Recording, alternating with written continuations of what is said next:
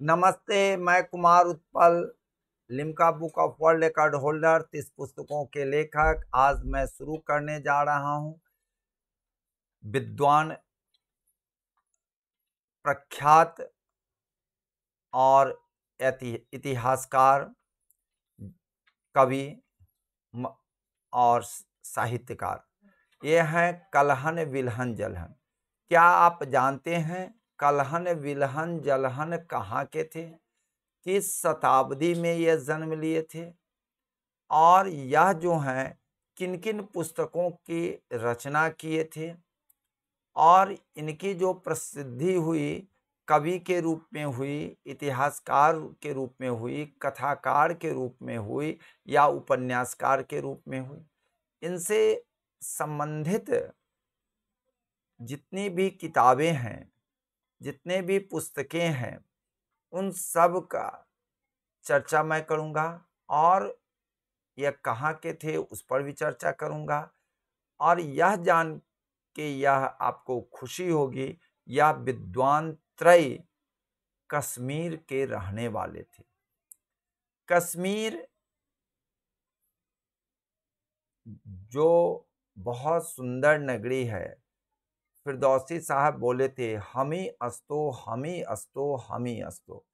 Means अगर धरती पर स्वर्ग है तो यही है, यही है, यही है। तो उस स्वर्ग केवल प्राकृतिक स्वर्ग नहीं था, बल्कि वहाँ पर विद्वता का भी स्वर्णाभूषण जैसे चीजें वहाँ उपस्थित थे। और यह तीनों कल्हन विल्हन जल्हन वहीं के रहने वाले थे, जो अपनी प्रतिभा को भासमानित किया पूरी दुनिया में।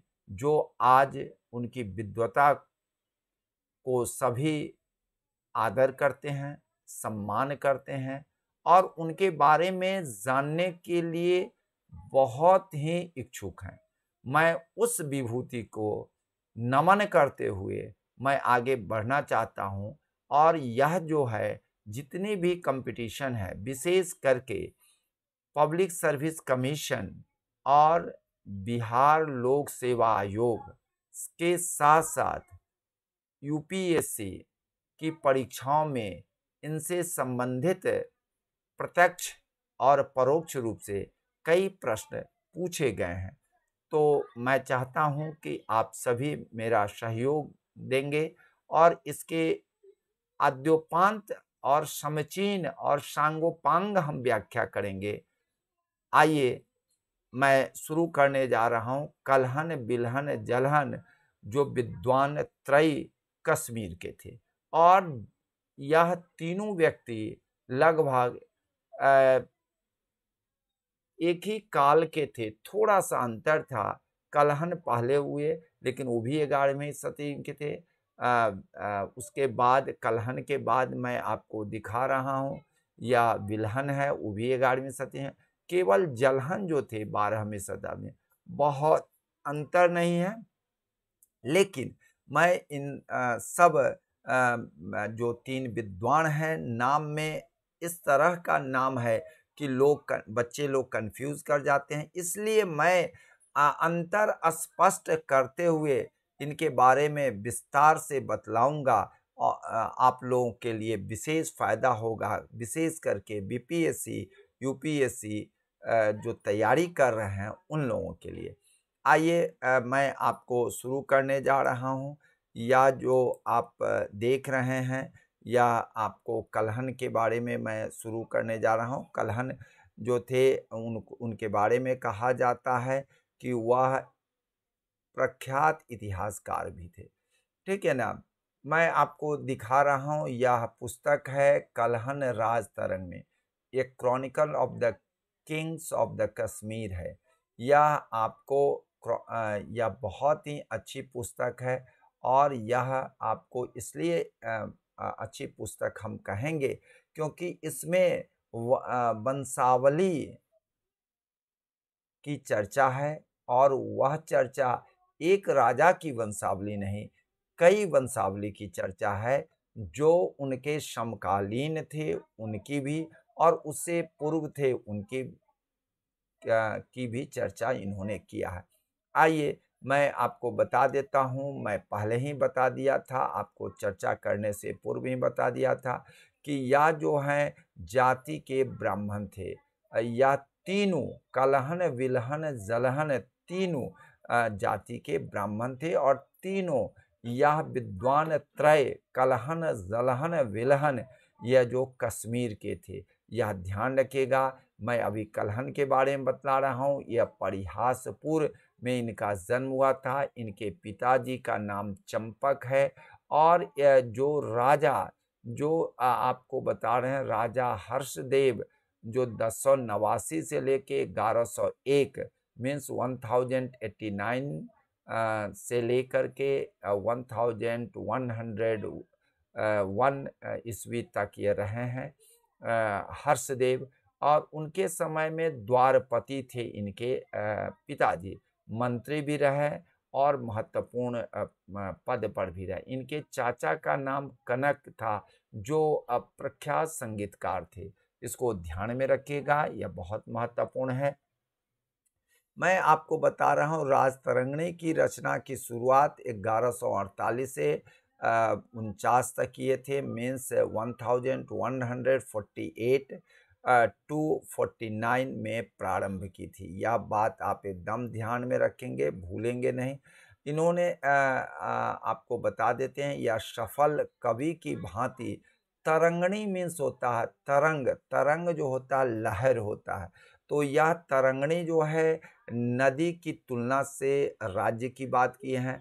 जिस तरह से राजा का जो वंश होता है वह एक नदी की भांति वह तरंग में चलते जाता है, वह कभी खाली नहीं रहता और वह धारा कभी सूखता नहीं है, ठीक है ना। इसीलिए उन्होंने इस नाम को रखा तरंगिणी मीन्स राजा की तरंगिणी, राज्य की वंशावली की आपको उन्होंने चर्चा किया। यह माने ऐतिहासिक पुस्तक के साथ-साथ इनकी विद्वता का भी परिचय मिलता है, कवित्व का भी चर्चा मिलता है और इसमें आपको जो श्लोक है, यह साधारण श्लोक नहीं है। 8000 श्लोक है मीन्स 8000 श्लोक है और इसको 8 भागों में मैं आपको कई बार बताया हूँ। संस्कृत ग्रंथों में आपको देखेंगे कहीं आपको मिलेगा, आपको उच्छ्वास मिलेगा, उच्छ्वास मिलेगा। कहीं आपको देखने में आपको कहीं उच्छ्वास मिलेगा, कहीं आपको पाद मिलेगा, कहीं आपको कांड मिलेगा और अन्य भी कई आपको जैसे यहाँ पर तरंग मिलता है या तरंग मिलता है, आप तरंग मिलता है। तो मैं आपको यह कहना चाह रहा हूँ कि यह जो तरंग है वह यह अध्याय है। इसको ध्यान रखिएगा, इसको हम सभी को पाठ कहते हैं या अध्याय कहते हैं। क्या कहते हैं? अध्याय कहते हैं या अंग्रेजी में इसको हम लोग लेसन कहते हैं। लेकिन आपको जो संस्कृत के कवि होते हैं, कथाकार होते हैं, आपको उपन्यासकार होते हैं, ये लोग अपने ढंग से वह पाठ का नाम अलग-अलग देते हैं। कहीं उच्छ्वास, कहीं कांड, कहीं तरंग, कहीं पाद, इस तरह के बहुत सारे हैं, ठीक है ना? इसको ध्यान में रखिएगा। तो तरंग से कहने का मतलब है 8 अध्याय में है जो आम बोलचाल की भाषा में मैं आपको बता रहा हूँ, इसको ध्यान में रखिएगा। और यह जो है कलहन ने राजतरंगिणी में कहा है कि सम्राट अशोक जो हैं या सम्राट आपको जो अशोक हैं, या ध्यान रखिएगा कि सम्राट अशोक जो हैं सो आपको क्या किए हैं कश्मीर पर राज्य करते थे। सम्राट अशोक की चर्चा आप लोग भूलिएगा नहीं। उन्होंने यह चर्चा किया है कि सम्राट अशोक जो है कश्मीर पर राज्य करते थे। सम्राट अशोक जो चंद्रगुप्त के पौत्र थे, मौर्य शासक रहे और बहुत बड़े राजा के रूप में जाने जाते हैं। मैं आपको बता रहा हूँ कि इन्होंने श्रीनगरी नामक शहर बसाया था। यह अशोक का ही दिया हुआ है, उन्हीं के द्वारा बसाया गया है। इसको आप लोग भूलेंगे नहीं, ठीक है ना। इसके बाद उन्होंने उत्पल वंश के अवंती वर्मन के काल में मंत्री सूया द्वारा करवाए गए स्थापत्य योगदान की भी चर्चा की है। यह भी एक बहुत बड़ी बात है कि उन्होंने स्थापत्य, कश्मीर में बहुत सारे स्थापत्य का कार्य हुआ था, आर्किटेक्चरल का काम हुआ था, आर्किटेक्चरल डेवलपमेंट, सांस्कृतिक योगदान बहुत किए गए थे। उत्पल वंश के द्वारा आप ये मत समझेंगे कि मेरा नाम भी कुमार उत्पल है तो मैंने किया था, मैंने नहीं किया था, यह ध्यान रखिएगा। वह जो है वहाँ पर, और मेरे वहाँ वंश भी नहीं रहते हैं, ठीक है। हाँ, यह जो हैं आपको वहाँ पर उत्पल वंश कश्मीर के हैं, और वह जो हैं अवंती वर्मन के कार्य में मंत्री सूया द्वारा बहुत आर्किटेक्चरल डेवलपमेंट किया गया था। और यह कल्हण ने दमरस नामक जनजाति की चर्चा किया है, जो पेशे से कृषक थे, यह ध्यान रखिएगा। और यह कृषक थे और इन्हें अशिष्ट और असभ्य कहा जाता है। तो यह मैंने आपको बताया है कल्हण के बारे में। मैं फिर से आपको दिखा रहा हूँ द सगा of the king of the Kashmir, Rajatarangini Kalhana. तो इसका भी ट्रांसलेशन हुआ है, इसको ध्यान में रखेंगे। यह दोनों बहुत ही महत्वपूर्ण आपका कवर है पुस्तक का, जो आपको पढ़ने के लिए, रखने के लिए और उस पर विमर्श करने के लिए बहुत अच्छी पुस्तक है, जो ऐतिहासिक भी है, साथ साथ आपको इसमें कई तरह की चीज़ें आपको बहुत लाभान्वित करेगी। लेकिन अभी जो हमारे बीपीएससी, यूपीएससी और अन्य परीक्षाओं के जो तैयारी करने वाले, नेट, जेआरएफ, संस्कृत वाले लोग भी, संस्कृत से जो आपको आचार्य या एमए की डिग्री लेते हैं और जेआरएफ और नेट की तैयारी करते हैं, एसटीटी की तैयारी करते हैं, उन लोगों के लिए भी फ़ायदा करेगा। लेकिन मुख्य रूप से आपको यूपीएससी और बीपीएससी के लिए तो यह अमृत के समान है।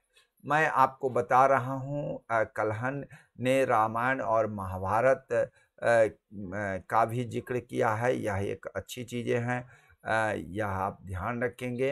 राजतरंगिणी में आपको मैंने बताया था कि इसमें उस समय की जो सामाजिक व्यवस्था थी, जो सांस्कृतिक व्यवस्था थी और जो उस समय की आर्थिक व्यवस्था थी और राजा की जो वंशावली थी, उसको उसके साथ-साथ यह बतलाया गया है। तो यह प्राचीन सामाजिक और सांस्कृतिक विरासत का बहुमूल्य दस्तावेज है। जिस तरह से ज़मीन का दस्तावेज होता है, वह सबसे बड़ी बात होती है, उसी तरह से यह सामाजिक और सांस्कृतिक विरासत का बहुमूल्य दस्तावेज है। इसको उसी समय आपके जैसे उस समय के उठन-बैठन, खान-पान, रीति-रिवाज, अंधविश्वास, जनश्रुति, परंपरा, शकुन, अपशकुन, सारे का प्रसंग इन्होंने सविस्तार और सांगोपांग व्याख्या किया है, जो आपको पढ़ने से बहुत कुछ आपको अच्छा लगेगा। मैं आपको बता रहा हूँ, कल्हण ने आपको यहाँ आप ध्यान रखेंगे, या आपको कल्हण के दृष्टिकोण जो था नारी के प्रति क्या विचार था, तो उस समय नारी के प्रति बहुत सम्मानपूर्ण लोग बहुत सम्मान करते थे नारी को, और कहा भी जाते हैं कि नारी की जहाँ सम्मान मिलता है, वहाँ पर बहुत ही शांति और आपको विकास कायम रहता है। तो यह जो है मैं आपको प्रजानाम मातरम शब्द उन्होंने कहा है कि जो सिंहासन को सुशोभित करने वाली रानियां हैं, उसको बहुत अच्छे शब्दों में व्याख्या किया है और उसको संबोधन किया है, प्रजानाम मातरम। तो यह शब्द जो है बहुत ही अच्छे शब्द हैं, जो पूजनीय शब्द है और वह पूजनीय शब्द का इन्होंने व्याख्या किया है। यह शब्द आप ध्यान रखिएगा, यह शब्द यूपीएससी में मुख्य रूप से पूछेंगे। प्रजानाम मातरम किस पुस्तक में और कौन राइटर ने इसका जिक्र किया है, ठीक है? तो इसको ध्यान में रखिएगा, तो इसको आपको बहुत फायदा होगा। कलहन ने सती की अवहेलना की है। कलहन ने असमानता के बारे में भी बताया है और इन्होंने राजा और दरबारी के लोग मांस मदिरा का सेवन करते थे और जनता सूखे चावल खाने को मजबूर थे। यह मैं एक बात आपको बता दे रहा हूँ, क्योंकि इनके पिताजी भले ही राजा के संपर्क में रहे, पद पर भी रहे, काफ़ी नज़दीकी रिश्ता रहा, ठीक है ना? लेकिन यह जो थे किसी पद पर नहीं रहे, तो यह स्पष्टवादी थे। इनका एकदम क्लियर कांसेप्ट था, क्लियर मिशन था और क्लियर विज़न था। इसलिए इन्होंने कभी भी चाटुकारिता वाली बात नहीं किए या प्रशस्ति और प्रशंसा में कोई बात नहीं किए। यह उस समय की जो पक्षपात, दुराग्रह, कलह, क्षुद्रता, सैनिकों की कायरता, विश्वासघात को खुलकर निंदा किए हैं और इनको और ये भी उन्होंने कहा है कि उन्होंने किसी को भी नहीं छोड़ा कि लालच, तृष्णा, ठीक है ना? इस सब को भी उन्होंने बहुत ज़्यादा आपको चर्चा किया। इन्होंने ब्राह्मण वर्ग हूण शासकों से ज़मीन को तोहफ़े के स्वरूप में लिया करते थे। इसके भी चर्चा है। हूण शासक से ब्राह्मण लोग ज़मीन के रूप में तोहफ़े लेते थे, ठीक है ना? यह उसकी भी चर्चा इन्होंने किया है। तो मैं आपको बता रहा हूँ, राजा हर्षदेव के मृत्युपरांत कलहन के पिता भी मंत्री नहीं रहे और कलहन स्वयं भी किसी दरबारी के नहीं रहे। इसलिए निष्पक्ष, मैं कई बार कह रहा हूँ, वह निष्पक्ष और स्पष्टवादी थे। खुल करके उन्होंने लिखा है, जिससे उस समय की तत्कालीन जो सामाजिक विरूपता थी, कुरूपता थी, जो समाज को विदीर्ण करने वाला था, समाज को आपको निचले पौधान पर लाने वाला था, उस चीज को भी उन्होंने अपने कलम के माध्यम से, अपने पुस्तक के माध्यम से रखने का प्रयास किया। यह बहुत कम उस समय के जितने भी इतिहासकार या कवि या कहानीकार, कथाकार जो होते थे, वह लिख नहीं पाते थे खुल करके। इसलिए बहुत सारी चीज़ों पर बहुत बड़ा प्रश्न खड़ा हो जाता था। लेकिन इन्होंने खुल करके सबके सामने उन्होंने रखने का प्रयास किया है और जिससे यह जो है वास्तविकता इसमें झलकती है, ठीक है ना? जैसे आजकल कंप्यूटर को कहा जाता है GIGO. GIGO means garbage in garbage out, means जैसा आप देंगे वैसा ही आउटपुट होगा।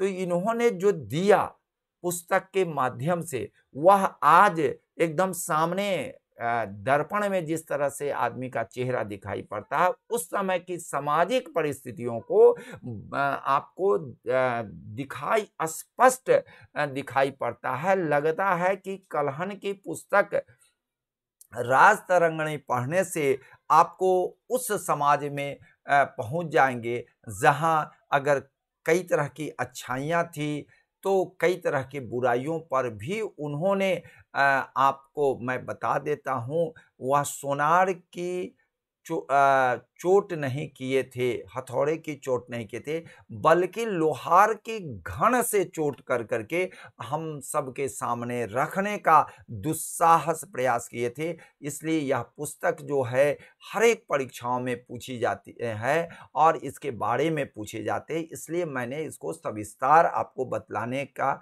ज़हमत किया हूँ और आप लोगों के शेयर और सब्सक्राइब और करने से हमारा उत्साह दुगना होगा और इसको अगर पढ़ कर के आप लाभान्वित होते हैं तो ज़रूर हमको मैसेज करेंगे, मैं आशा करता हूँ। चलिए मैं आपको कलहन के बारे में और भी हम चर्चा करेंगे कि कलहन की जो पुस्तकें थी, उस पुस्तकों को कई विद्वानों ने इसको आगे बढ़ाया है, कई विद्वानों ने। तो इसको भी आप ध्यान रखेंगे क्योंकि यह बहुत महत्वपूर्ण बातें हैं, क्योंकि उनकी किताबों को मैं यहाँ पर आपको दिखा रहा हूँ कि यह जॉन राज जो हैं, यहाँ पर जो जॉन राज हैं द्वारा रचित राज तरंगिणी है, उसी चीज़ को यह जॉन राज तरंगिणी को आगे बढ़ाया है। यह जैनुलाब्दीन के काल में जॉन राज ने राज तरंगिणी की रचना की है, उन्हीं की राज तरंगिणी को आगे बढ़ाया, जिसे द्वितीय राज तरंगिणी कहा जाता है।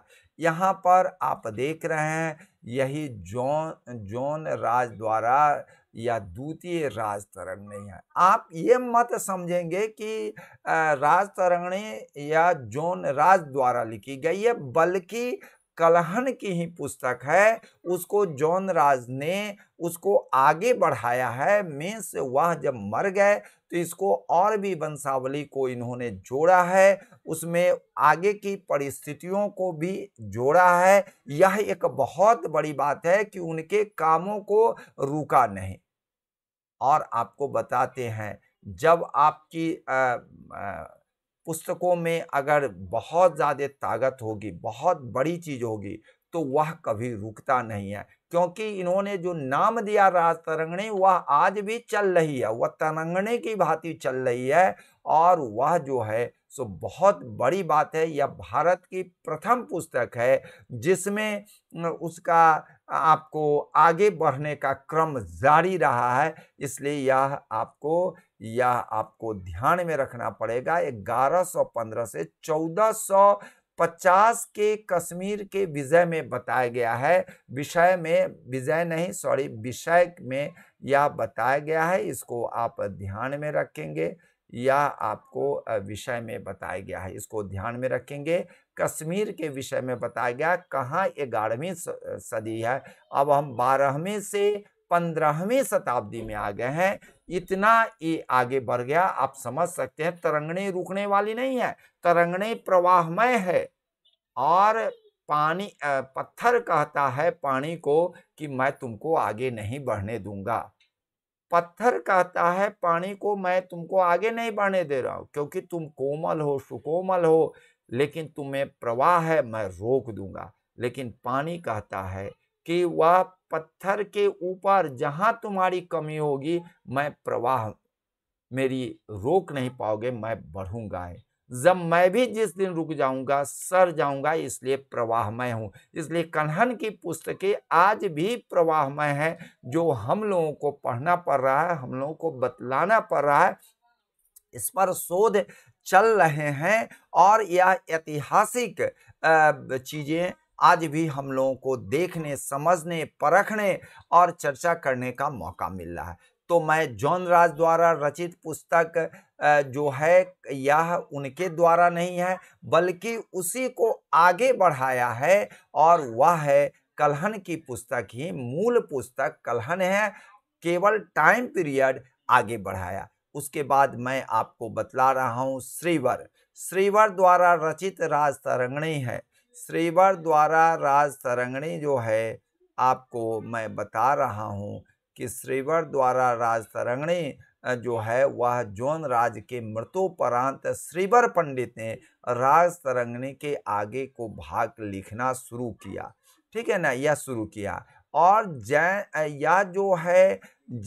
जॉन राज तरंगिणी, जैन राज तरंगिणी अथवा तृतीय राजतरंगिणी के रूप में जाने जाते हैं। देखिएगा, यह जो है श्रीवर द्वारा जो रचित राजतरंगिणी है, जिसको इन्होंने आपको आप समझ रहे हैं, 1459 मीन्स 1459 से लेकर के 1486 मीन्स 1486 ईस्वी तक पहुंच गया है। कहाँ हम 11वीं सदी से कलहन से आ रहे हैं और 1486 ईस्वी में कि कश्मीर के बारे में बताया जा रहा है। यह तरंगिणी रुक नहीं रही है और यह तरंगिणी कहलाती है श्रीवर द्वारा रचित राज तरंगिणी, जिसको जैन तरंगिणी कहा जाता है। इसको ध्यान रखेंगे बच्चे। आप सब लोगों से मेरा आग्रह है कि बहुत कंफ्यूजन हो जाता है लोग कि यह कलहन की राज तरंगिणी अलग है, इनका नहीं। यह वही है, मूल बातें वही है। जहाँ तक 11वीं सदी तक वह जो लिखे उसी को इन लोगों ने आगे बढ़ाया है। मीन्स वह जो प्रवाह है, तरंग है, वह तरंग वह कायम है। नेक्स्ट मैं आपको बता रहा हूं, उसी को फिर से आगे बढ़ाया है प्रजय भट्ट द्वारा रचित राजवली पताका। इसमें 1486 मीन्स 1486 से अब हम आ गए 1512 मीन्स 1552 तक आ गए हैं। इसमें कश्मीर के बारे में बताया गया। और उसके बाद जो है मैं बता रहा हूँ शुका द्वारा जो राज तरंगिणी है उसके बारे में मैं आपको बता रहा हूँ। शुका ने प्रजय भट्ट द्वारा, ये इनके द्वारा जो है वह प्रजय भट्ट द्वारा जो रचित राजवली पताका के आगे लिखना शुरू किया। और इस पुस्तक का अंत जो है आशफ खान के कश्मीर आने के विषय तक इन्होंने चर्चा किया है।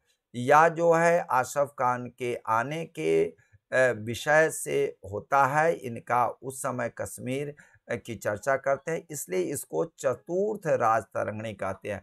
तो प्रथम राज तरंगिणी के बारे में बताएं, कलहन के द्वारा है। द्वितीय राज तरंगिणी जोन राजा द्वारा रचित राज तरंगिणी है। श्रीवर द्वारा राज तरंगिणी जिसको हम तृतीय राज तरंगिणी कहते हैं। चतुर्थ शुका द्वारा रचित राज तरंगिणी है। और यह जो है हम लोग 16वीं शताब्दी के पास आ जाते हैं, अंत तक आ जाते हैं। तो यह एक बहुत बड़ी उपलब्धि है। आप लोगों को यह बात स्पष्ट हो गया होगा, कहीं कन्फ्यूजन की बात नहीं है। आप लोगों को अगर दिक्कत होगी तो आप लोग ज़रूर हमको मेल करेंगे या आप व्हाट्सएप करेंगे अगर कहीं दिक्कत हुई तो। चलिए मैं अब आ रहा हूँ विल्हन। विल्हन जो है 11वीं सदी के सुप्रसिद्ध कश्मीरी कवि हैं। मैंने आपको बतलाया है कि यह जो है कलहन, विल्हन, जलहन तीनों जो थे वह मैं आपको कई बार बताया हूँ। यह जो हैं सो आपके कश्मीर के थे, तीनों थे। और यह आपको बता देते हैं ब्राह्मण जाति के थे, ये भी आपको बता दे रहे हैं। कलहन विल्हन 11वीं सदी के थे और जलहन जो थे वह 12वीं सदी के हैं, ध्यान रखिएगा। तो इनका जन्म प्रवरपुर के पास कोणमुख नामक गांव में हुआ था। इनके पिता का नाम ज्येष्ठ कलश था, माता का नाम नाग देवी था। पितामह मीन्स दादा या बाबा भी कहते हैं। तो पितामह का नाम जो है राज कलश था। प्रपितामह मीन्स पितामह के पिता हो गए, प्रपितामह हो जाते हैं। उनका मुक्ति कलश नाम था। इनके दोनों भाइयों का नाम इष्ट राय था और आनंद था। ठीक है ना। ये विद्वान होते हुए भी आपको अब आश्रयदाता मीन्स राजाश्रय पाने के लिए कश्मीर से निकल पड़े। मथुरा गए, कन्नौज गए, प्रयाग गए, काशी गए और उसको पार करते हुए दक्षिण भारत के कल्याण नगर के चालुक्य वंशी नरेश विक्रमादित्य खष्टम में यह वहाँ जाते हैं उनके दरबार में पहुंचते हैं। विक्रमादित्य खष्टम जो थे, मीन्स छठा विक्रमादित्य छठा जो थे, आपको कल्याणी के चालुक्य कहा जाता है, कल्याण नगर के भी कहा जाता है, कल्याणी के चालुक्य कहा जाता है, क्योंकि इससे पहले वादामी के है जिसको वातापी कहा जाता है, और उसी के जस्ट बगल में आपको कल्याणी का है।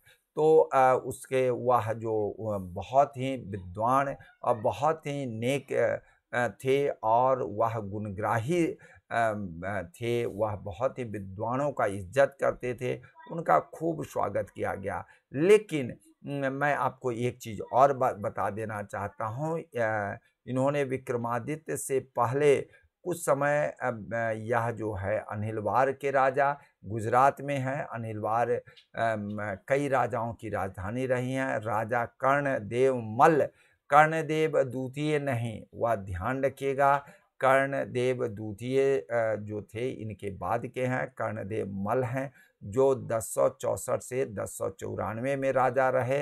1064 टू 1094 में यहाँ समय बिताया था। यह जो हैं इनके यहाँ भी कुछ दिन तक रहे। मैं एक बात बता रहा हूँ, राजा विक्रमादित्य ने उन्हें विद्यापति के पद पर रखे थे।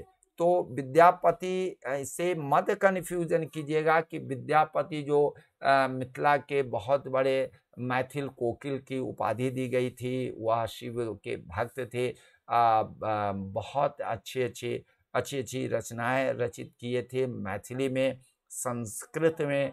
तो वह जो हैं सो नॉर्थ बिहार मिथिलांचल के क्षेत्र के थे विद्यापति। लेकिन इनको विद्यापति मीन्स विद्या के पति, मीन्स ज्ञान के पति, पति मीन्स मालिक होता है। तो यह जो है विद्या के मालिक पद पर इनको वह पद ही विद्यापति मीन्स विद्या के मालिक शब्दों से बनाया गया यह शब्द है, और वह जो है उनको उस पर आसीन किया गया था। इनकी जो पुस्तक है आप जान ही रहे हैं, विक्रमादित्य खष्टम के द्वारा यह नियुक्त किए गए थे, और बहुत ही अच्छे राजा थे। आपको मैं बता देता हूँ, कल्याणी के चालुक्य के सबसे अच्छे राजा थे, और वह विक्रमांक देव चरित्र उन्हीं की प्रशस्ति है, उन्हीं की उनके से उनसे संबंधित घटनाक्रम है। विक्रमांक देव चरित्र महाकाव्य हुआ, और उसमें 18 सर्ग है। 18 सर्ग बहुत बड़ा 18 सर्ग महाकाव्य के रूप में है। और यह आपको बता देते हैं, अंतिम 5 सर्ग में कवि के पूर्वजों का भी वर्णन है, और यह वैदर्भी रीति में लिखा गया है। वैदर्भी रीति में गे हो जाता है, बहुत ही गाने लायक हो जाता है, बड़ी सुंदर होती है। और मैं आपको कई अच्छी रचना वैदर्भी रीति में लिखी गई है। मैं आपको बता देता हूँ, हर्षचरितम जो है वाणभट्ट के द्वारा हर्ष से संबंधित पुस्तक है, और उसमें 2.5 तक 2.5 तक जो हैं वाणभट्ट अपने कुल और अपने वंश से संबंधित बातें लिखे हैं, और रेस्ट जो है वह लिखे हैं राजा हर्ष के बारे में लिखे हैं। तो यहाँ पर जस्ट उल्टा है, इसमें 18 सर्ग में आपको आप समझ ही रहे हैं, या जो है 13 सर्ग जो है राजा के बारे में है, और 5 अंतिम सर्ग जो है इनके और पूर्वजों के, इनके पूर्वजों के बारे में है। यह प्रश्न पूछे जाते हैं जिस तरह से आपको हर्षचरितम में पूछे जाते हैं, उसी तरह से कि इसमें केवल विक्रमांक देवचरित है या इनके, या यूपीएससी में और नेट जेआरएफ में जरूर पूछे जाते हैं। इसको आप लोग ध्यान रखिएगा। रीति भी पूछी जाती है, वैदर्भी रीति, इसको ध्यान में रखिएगा। मैं अब आ रहा हूँ, यह जो है आपको यहाँ पर मैंने विल्हन के बारे में बतला रहा था, उसी विल्हन के बारे में और भी मैं आपको कई चीज़ें बतलाने जा रहा हूँ। कुछ साहित्यकारों के अनुसार विल्हन का राजा मदनाभिराम की पुत्र यामिनी पूर्णा तिलाका के साथ गुप्त प्रेम संबंध था, और यह यामिनी से मिलने उसके राज्य में आते हैं, और दोनों साथ में पकड़े जाते हैं।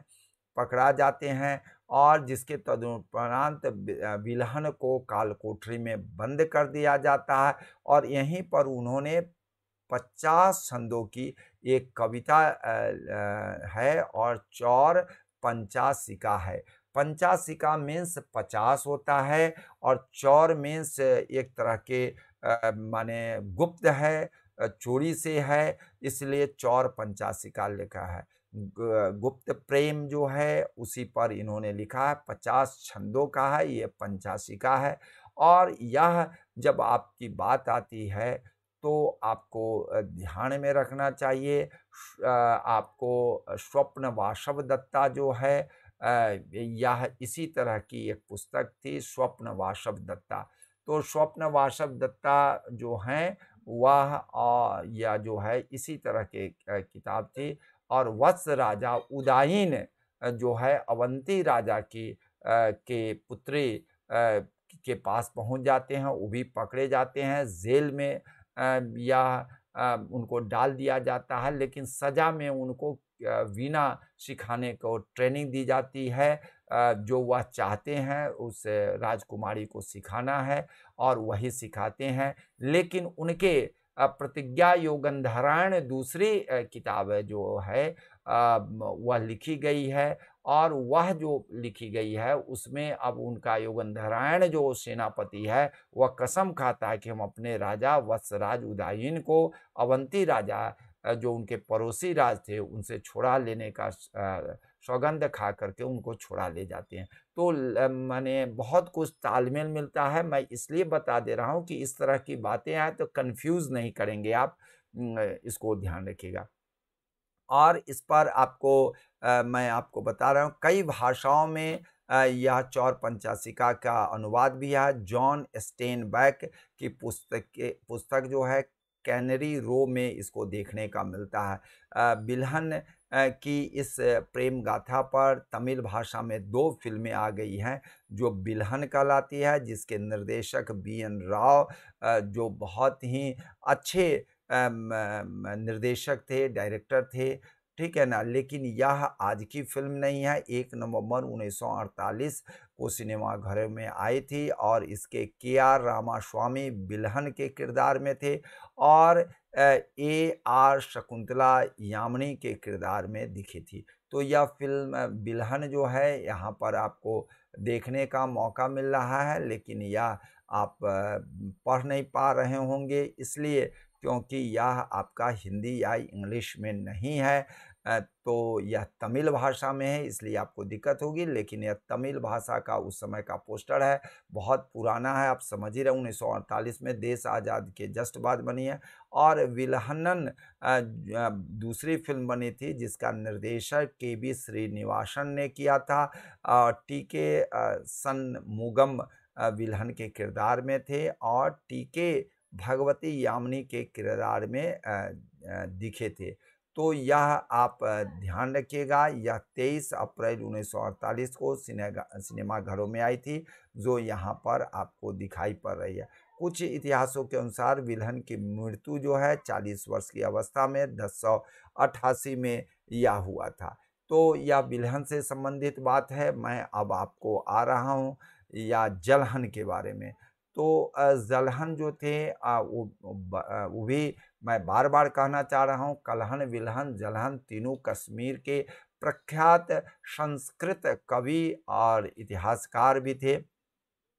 और इनका जो है 12वीं शताब्दी के कश्मीर के प्रख्यात संस्कृत कवि थे, इसकी चर्चा मैं कई बार बता दिया हूँ। इनके पिता लक्ष्मी देव राय भट्ट कुल के थे। भट्ट जो होते हैं राजा महाराजा के द्वार पर जो बहुत अच्छे शब्दों में राजा के आने-जाने से संबंधित या राजसभा में जो आगंतुक आएँगे उनसे संबंधित परिचय बहुत ही अच्छे शब्दों में, संस्कृत के शब्दों में जो उच्चारण करते हैं उनको भाट कहते हैं और भाट से ही भट्ट शब्द आया और वह भट्ट जो है ब्राह्मण जाति के होते हैं, ठीक है ना?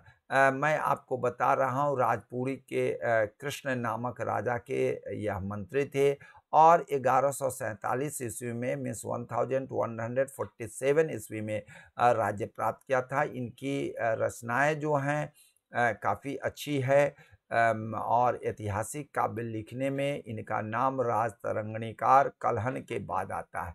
यह जलहन जो है राजतरंगिणीकार जो कल्हण थे उसके बाद आता है और बहुत ही महत्वपूर्ण है। मैं आपको यह दिखा रहा हूँ श्री कंठ चरितम महाकाव्य के रचयिता मंखक के कथानुसार जलहन उसके भाई अलंकार की विद्वत सभा के पंडित थे और अलंकार जो थे वह कश्मीर नरेश जयसिंह के मंत्री थे, जिसका समय 1129 से 1150 ईस्वी रहा। मीन्स 1129 से लेकर के 1150 तक रहा।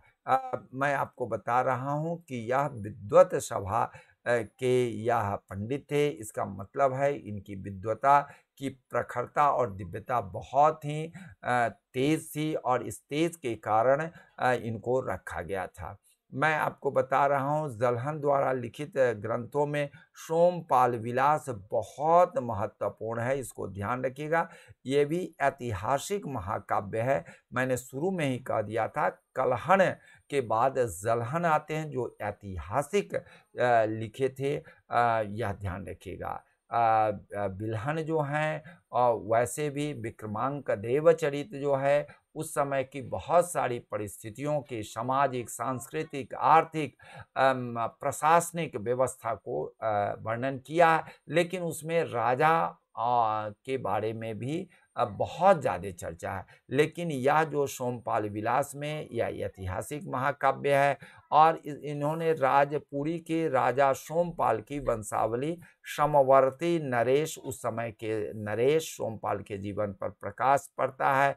सोमपाल अंत में सुसल द्वारा पराजित होता है, इसकी भी चर्चा है। सुक्ति मुक्तावली और सुभाषित मुक्तावली में धन, दया, भाग्य, दुख, प्रीति, राजकीय सेवा आदि विषयों पर क्रमबद्ध रूप में इन्होंने प्रकाश डाला है। और इसका मैं आपको बता रहा हूँ, यह साधारण सी बात है।